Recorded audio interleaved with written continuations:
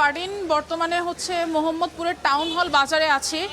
দেখতে পাচ্ছেন আমি একটি কাঁচা বাজারের সামনে দাঁড়িয়ে আছি, ওই পাশে মাংসের বাজার রয়েছে। যতটুকু এসে ক্রেতা এবং বিক্রেতাদের সঙ্গে কথা বলে জানতে পারলাম নিত্যপণ্যের দাম কিন্তু ঊর্ধ্বগতি, যেহেতু গ্রীষ্মকাল এরই মধ্যে শুরু হয়ে গিয়েছে। গ্রীষ্মকালীন যে সবজিগুলো আছে যেমন পটল, চিচিঙ্গা, তারপর কাঁকরোল, ঝিঙা, এই জিনিসগুলোর দাম কিন্তু বাড়তেই দেখা যাচ্ছে। প্রতি কেজি সবজিগুলো প্রতি কেজিতে বিক্রি হচ্ছে 100 কিংবা তারও বেশি দামে। শসা টমেটো বিক্রি হচ্ছে 50 টাকা কেজি করে, বেগুন বিক্রি হচ্ছে 120 থেকে 130 টাকা দরে।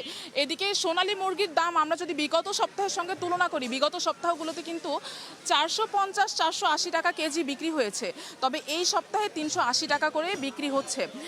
তবুও যদি আমরা বলি বিগত মাসগুলোতে কিন্তু সোনালী মুরগির দাম ছিল 280 থেকে 300 টাকা। সেই ক্ষেত্রে এখনও দাম কিন্তু হাতের নাগালের বাইরে রয়ে গেছে সাধারণ ক্রেতাদের।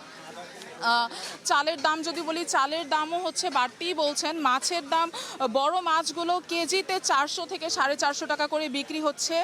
আর হচ্ছে মাংসের বাজারেও দাম ঊর্ধ্বগতি বললেন, যেহেতু আমাদের সারা দেশে জ্বালানি সংকট, এছাড়া এলপিজি দামের বাড়তি দাম, সব কিছু নিয়েই ক্রেতারা আসলে একটু বিরক্ত। এদিকে বিক্রেতারা বলছেন যেহেতু জ্বালানি সংকটের কারণে এখন মৌসুমি সবজির সরবরাহ কিছুটা সংকটে আছে।